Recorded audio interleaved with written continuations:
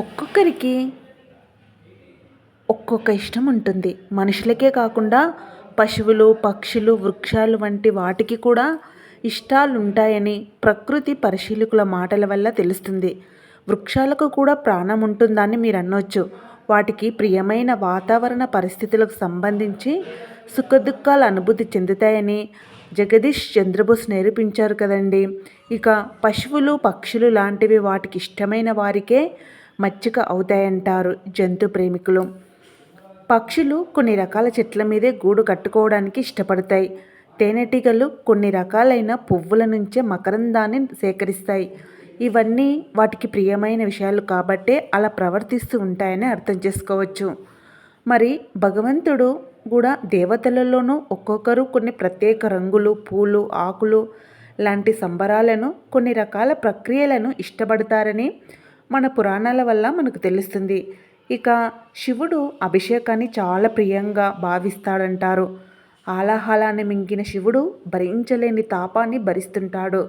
దాని నుంచి ఉపశమనం కోసం అభిషేక ప్రక్రియను నిర్వహిస్తే తాపం నుంచి ఉపశమనం కలుగుతుందని, దాని అంతార్థం మాత్రమే ఆ అభిషేకానికి ఉపయోగించే వనరుల స్పర్శ, వాసన, స్వీకరణ వల్ల మానవులకు ఆరోగ్యం చేకూరుతుందని నమ్మకం.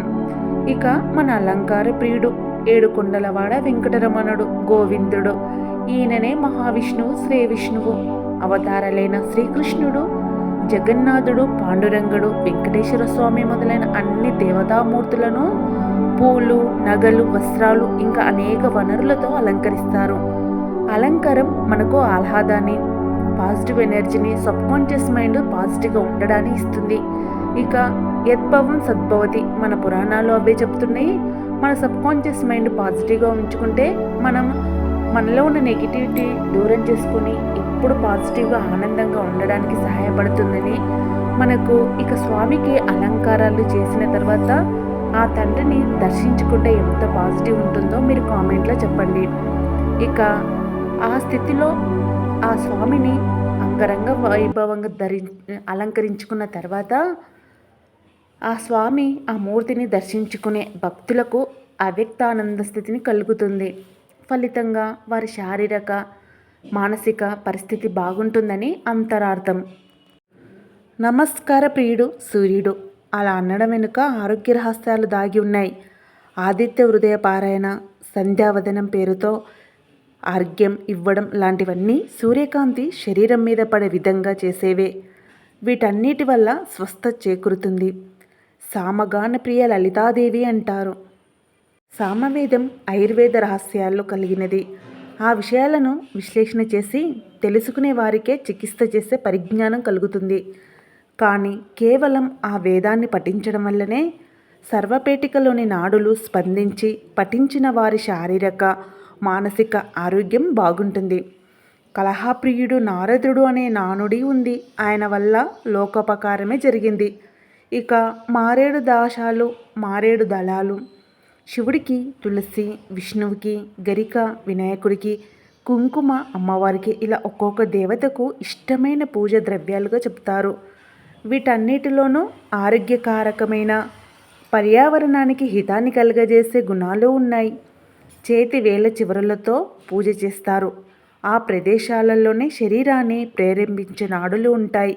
అలా పూజ చేసేటప్పుడు వేలి చివరలకు స్పర్శ ద్వారా ఆయా పత్రాలలోని ఆరోగ్య లక్షణాలన్నీ శరీరానికి చేరుతాయి.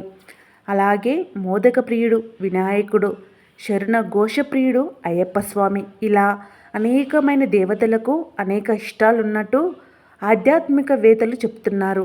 అన్నిటి వెనుక అంతర్యం లోకోపకారం, అంటే ఉపకారం చేయడం, లోక కళ్యాణమే.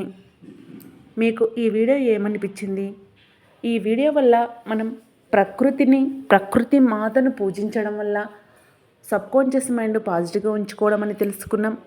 ఆ ప్రకృతి నుంచి లభించే పదార్థాలు ఆ భగవంతునికి సమర్పించిన తర్వాత ఆ భగవంతుడిని మనం చూసే ఆనందం, అప్పుడు సబ్కాన్షియస్ మైండ్ పాజిటివ్గా ఉండి మనలో ఉన్న నెగిటివ్ దూరం చేసి మనం ఎప్పుడు ఒక ఎనర్జెటిక్గా ఉండడానికి దోహదపడుతుందని తెలుసుకున్నాం. ఇక ఆ తండ్రిని చూడండి, అలంకార ప్రియుడు ఆ గోవిందుడు, ఆ వెంకటాద్రి శేషాద్రిని చూసి, ఆ తండ్రిని చూసి తన్మయత్వంతో ఒక మనసు నిండా, సబ్కాన్షియస్ మైండ్ నిండా ప్రేమ నింపుకోండి. ఆ తండ్రికి మీరు పూజ చేసినా చేయకున్నా కేవలం మీ మనసు నిండా మీ ప్రతి క్షణం మీ ధ్యాస మొత్తం ఆ తండ్రిపై కేటాయించండి.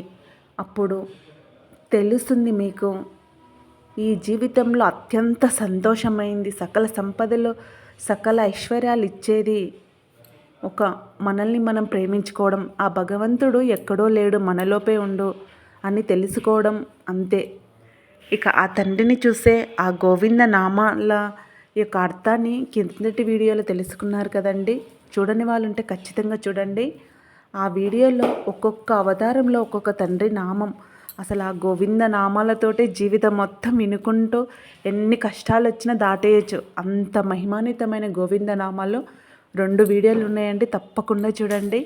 ఇక మా ఈ జడ్చెల్ల గోవిందుడు ఏ విధంగా ఉన్నాడో, ఆ తండ్రిని చూస్తే మీకు ఏమనిపిస్తుందో తప్పకుండా కామెంట్ చేయండి. జై శ్రీనివాస, జై వెంకటేశ, జై శ్రీరామ్. ఆగండి, మా ఛానల్ని సబ్స్క్రైబ్ చేసుకోవడం మాత్రం మర్చిపోకండి. లైక్ కూడా చెయ్యాలి.